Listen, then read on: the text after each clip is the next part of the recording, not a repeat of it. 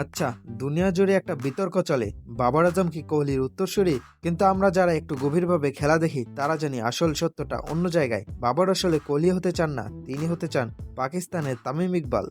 কেন বলছি? কারণ এদের মধ্যে মিল তো নয়, মনে হয় যেন কপি পেস্ট করা হয়েছে। একজন চট্টগ্রামের খান সাহেব আর অন্যজন লাহোরের কিং। কিন্তু যখনই সময় আসে বড় কোনো টুর্নামেন্টের, বিশেষ করে বিশ্বকাপ, দুজনেই তখন হঠাৎ সাইলেন্ট মোডে চলে যান। মনে হয় ব্যাটের সাথে তাদের ঝগড়া হয়েছে আর রানের সাথে ব্রেকআপ। বিশ্বকাপের বিজ্ঞাপন শুরু হলেই এই দুই মহানায়ক খুব সিরিয়াস হয়ে যান, মাঠে নামেন, কয়েকটা কাভার ড্রাইভ খেলেন, আর তারপর শুরু হয় সেই নীরব বিপ্লব। তামিম ইকবাল 2019 বিশ্বকাপে তিনি এমনভাবে শান্ত ছিলেন যে বোলাররা পর্যন্ত লজ্জা পেয়ে যেত তাকে আউট করতে।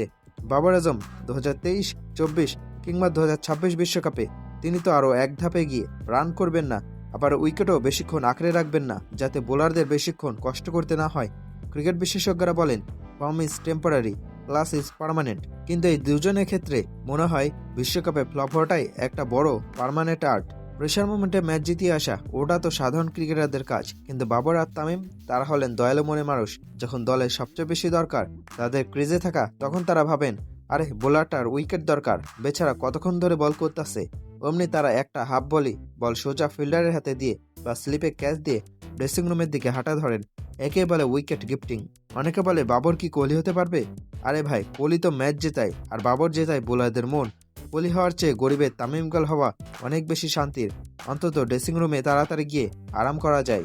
বাবর আজম আর তামিম ইকবালের ব্যাটিং রেকর্ড যখন এক করে দেখবেন, একটা অদ্ভুত মিল খুঁজে পাবেন। দুজনেই যখন ডট বল খেলেন তখন মনে হয় তারা বুঝি টেস্ট ম্যাচে প্র্যাকটিস করছেন ওয়ানডে বা টি20-তে। ফ্যানরা বলে কিং বাবর আর আমাদের এখানে খান সাহেব, কিন্তু মাঠের বাইরে তারা দুজনেই যেন একই স্কুলের ছাত্র।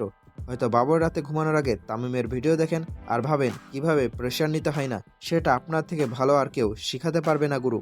বাবর আজম কোনোদিন কোহলি হতে পারবেন কিনা জানি না, তবে তিনি যে আমাদের তামিম ইকবালের সার্থক উত্তরসূরি হয়ে উঠেছেন তাতে কোনো সন্দেহ নেই। যারা মনে করেন বাবর কোহলি সমান, তাদের জন্য একটাই কথা, আগে তামিম ভাইকে ক্রস করুক, তারপর না হয় কোহলির কথা ভাবা যাবে।